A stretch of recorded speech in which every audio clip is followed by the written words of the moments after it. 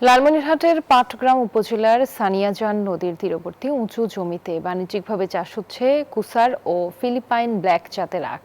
লাভজনক হওয়ায় জেলায় দিন দিন বাড়ছে আখ চাষির সংখ্যা। কৃষি বিভাগ বলছে, আধুনিক চাষাবাদ ও নিয়মিত পরামর্শের মাধ্যমে আখের উৎপাদন আরও বাড়াতে কৃষকদের পাশে আছে তারা। রবিউল হাসানের তথ্যচিত্রের ডেস্ক রিপোর্ট। লাভজনক ফসল হিসেবে জনপ্রিয় হয়ে উঠছে আখ চাষ। বিশেষ করে পাটগ্রাম উপজেলার সানিয়াজান নদীর তীরবর্তী উঁচু জমিতে বাণিজ্যিকভাবে চাষ হচ্ছে Bashundhara public school and college. 2026 শিক্ষাবর্ষে ভর্তি চলছে। কুসার ও ফিলিপাইন ব্ল্যাক জাতের আখ নরম রসালো ও অধিক মিষ্টি হওয়ায় বাজারেও এসব আখের চাহিদা বেশ ভালো। অনুকূল আবহাওয়া ও পরিচর্যার কারণে এবার ফলনও হয়েছে সন্তোষজনক। উৎপাদন খরচ তুলে অনেক কৃষকই পাচ্ছেন প্রায় দ্বিগুণ লাভ।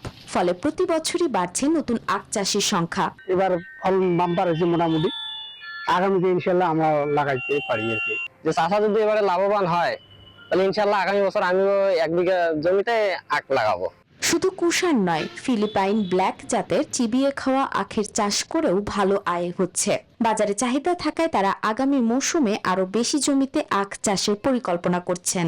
1 বিঘা খরচ সম্ভবত 60-70 হাজার হবে, বিক্রি হবে মোটামুটি 4 লাখের মতো। এই জন্য আমি এবার 1 বিঘা লাগাইলাম, দেখি আগামীতে যদি আমি লাভবান হই তাহলে আগামীতে আরো 1 বিঘা 2 বিঘা লাগাবো। আখের ফলন ও গুণগত মান বাড়াতে কৃষকদের নিয়মিত প্রশিক্ষণ, পরামর্শ ও প্রযুক্তিগত সহায়তা দেয়া হচ্ছে বলে জানিয়েছে কৃষি বিভাগ। দেশীয় চিনির যে শিল্প সেটিকে রক্ষা করা এবং পাশাপাশি কৃষকের জীবনমানের উন্নয়ন, প্রত্যেকটি বিষয়কে গুরুত্ব দিয়ে কৃষি সম্প্রসারণ অধিদপ্তর এই ফসলটিকে গুরুত্বের সাথে বিবেচনা করছে এবং আখের যে আবাদ যেন ধীরে ধীরে বৃদ্ধি পায় সে ব্যাপারে আমরা যত্নশীল রয়েছি, কাজ করে যাচ্ছি।